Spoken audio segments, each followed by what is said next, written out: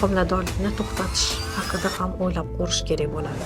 Gepatit B virusiga qarshi ishlatiladigan giyohlar bilan birgalikda ichmaslik.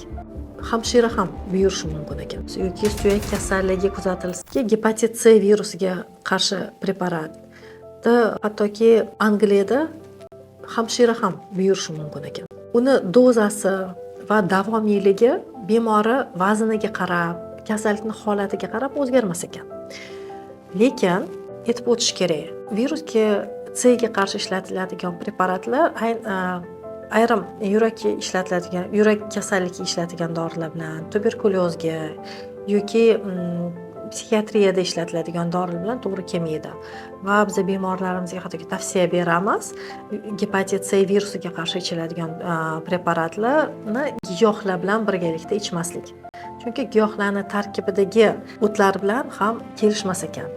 U o'tlar preparatning effektivligini pasaytiradi. Hozirgi kunda gepatit C ga qarshi ishlatiladigan preparatlar Misrdan olib keltiriladi. Bu aholiga bepul tarqatiladi va u preparatlar juda ham sifatli hisoblanar ekan. Yaqinda Misrga borib keldim va uni bildimki, Misrda dorini qalbakilashtirish uchun o'lim jazosi tayinlangan ekan. Shuning uchun Misrda dorini sifati yaxshi hisoblanadi. Ikkita prezidentimizning kelishuvi natijasida O'zbekistonga Misr dori vositalari, ayniqsa gepatit C ga qarshi preparatlari olib keltirilyapti va bemorlar bepul olib davolanmoqda. Gepatit B virusiga qarshi ishlatiladigan preparat ham xavfsiz hisoblanadi. 3 ta preparat bor: tenofovir, dizoproxil deymiz 300 mg, tenofovir alafenamid 25 mg va entecavir. Bemorga buyurayotganda hozirgi kunda birinchi o'rinda tenofovir dizoproxil 300 mg li preparat turadi. Tenofovir yaxshi tomoni nima? U ovqat bilan birga ichiladi, yaxshi so'riladi va bemor hech qanaqa nojo'ya ta'siri kuzatilmaydi. Lekin bu preparat bir necha yildan keyin osteoporozga yoki buyrak shikastlanishiga olib kelishi mumkin. Shunaqa holatlarda tenofovir qabul qilayotgan bemorlarni har zamonda tekshirib turib, agar nojo'ya ta'sir kuzatiladigan bo'lsa, entekavirga o'tkazish kerak. Entecavir qaysi holatlarda biz qo'llashimiz mumkin?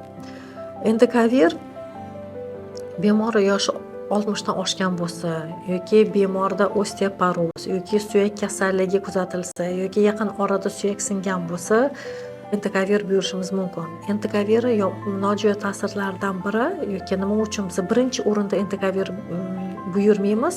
Chunki entecavir teratogen effekti ega. Agar ayol kishi homilador bo'lib qoladigan bo'lsa va u entecavir qabul qiladigan bo'lsa, homiladorlikni to'xtatish haqida ham o'ylab ko'rish kerak bo'ladi. Tajribamiz shuni ko'rsatadiki, bu bemorlar entecavir buyurilganda noto'g'ri qabul qilishadi. Entecavir och qoringa ichiladi va ichilgandan keyin 2 soatdan keyin keyingi ovqatda iste'mol qilish mumkin.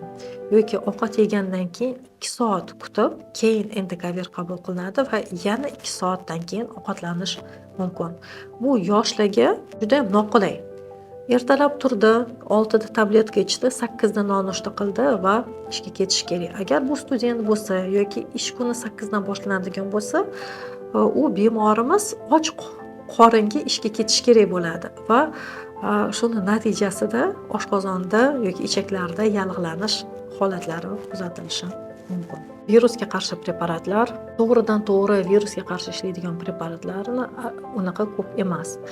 Bir xil preparatlar ham terapevt buyursa bo'ladi, ayrim preparatlarni infeksionist buyurishi shart. E'tiboringiz uchun rahmat. Sog' bo'ling.